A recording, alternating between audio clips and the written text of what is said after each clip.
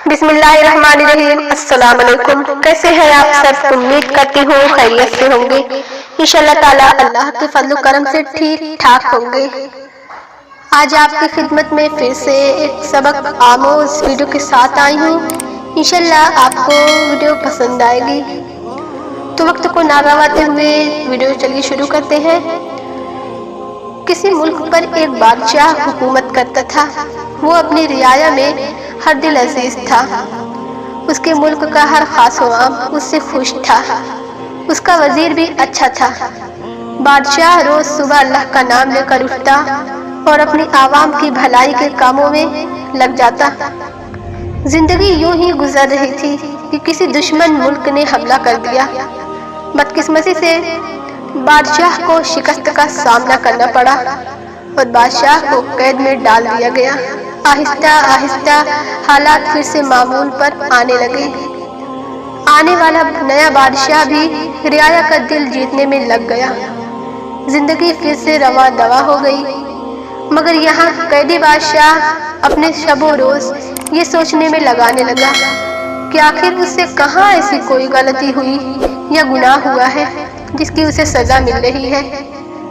बादशाह कैद खाने में भी अल्लाह का शुक्र अदा कर रहा था। उसका खाना भी वक्त पर पहुंच जाता था। लेकिन जब दोपहर के खाने का वक्त होता तो उसको शाही चावलों की खुशबू आने लगती। वो सोचता शायद आज उसके लिए शाही खाना आने वाला है, मगर खाना आता तो वही कैदियों वाला। वो समझ ही नहीं पाता था कि आखिर ये खुशबू कहाँ से आती है। बादशाह को कैद में अब 8 माह होने को थे। एक दिन बादशाह को सुबह का खाना नहीं दिया गया और दोपहर का खाना भी उसके मुकर्ररा वक्त पर नहीं पहुंचा। अब बादशाह को भूख सताने लगी कि अचानक उसको वही शाही चावलों की खुशबू आने लगी। उसने अपने कैद खाने में मौजूद रोशनदान से आवाज लगाई कि अगर कोई अल्लाह का बंदा इस तरफ है तो मुझको खाने को दे दे कुछ, मैं भूखा हूँ। कैद खाने के बाहर एक आदमी था। उसने कपड़े के अंदर से कुछ बांधा था, रोशनदान से अंदर फेंक दिया।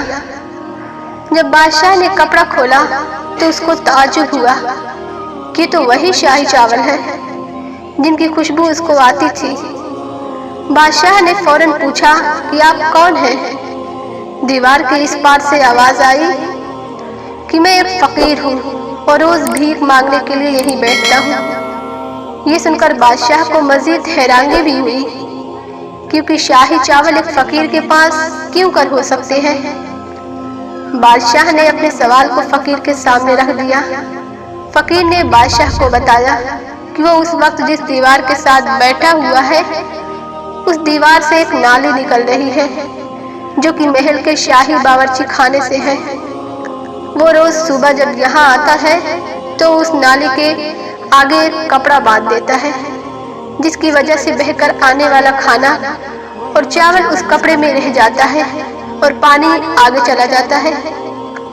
फिर वो उस खाने को घर ले जाता है, उसमें से चावल अलग करके उनको धोता है और चावलों को सुखाकर जमा कर लेता है।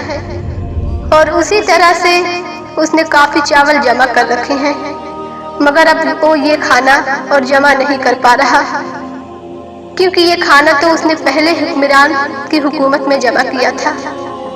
उस फकीर ने निहायत अफसोस के साथ बताया कि शायद अब का बादशाह अपने मुलाजिमीन को खाना फेंकने नहीं देता। ये सुनते ही बादशाह समझ गया कि आखिर उसको किस गुनाह की सजा मिली है। फकीर जब अपनी बात कह चुका तो उसने बादशाह से पूछा कि वो कौन है और कैद खाने में क्यों कर है। बादशाह ने अश्कबार होकर उसका जवाब दिया कि वो एक बदनसीब बादशाह था और उस वक्त अपने अल्लाह की नेमत को ज़ाय करने की सजा काट रहा है। अल्लाह की नेमत सिर्फ अनाज ही नहीं है, बल्कि हर वो हलाल चीज है जिसके इस्तेमाल से हमको सुकून फराहम होता है, जैसे हवा, पानी, मकान, कपड़ा, पेट्रोल, गैस और बिजली। یہ سب کے سب ہمارے اللہ کی نعمتیں ہیں۔ تو پیارے ناظرین، جو چیز آپ کے قابل استعمال نہ ہو، آپ اس کو اپنے کسی ضرورت مند بھائی بہن کو دے دیں، لیکن اسے ضائع مت کریں۔ تو پیارے ناظرین، امید ہے آپ کو ویڈیو پسند آئی ہو۔ پھر ملیں گے کسی نیکسٹ ویڈیو میں، لیکن جانے سے پہلے چھوٹی سی ریکویسٹ ہے کہ اگر آپ لوگوں نے ابھی تک چینل کو سبسکرائب نہیں کیا تو اس کو لازمی کیجئے، اور ساتھ ہی میں لگے بیل آئیکن کو بھی ضرور پریس کیجئے، تاکہ میری آنے والی تمام ویڈیو کی نوٹیفیکیشن آپ کو بر وقت ملتی رہے۔ چلتی ہوں، اللہ حافظ۔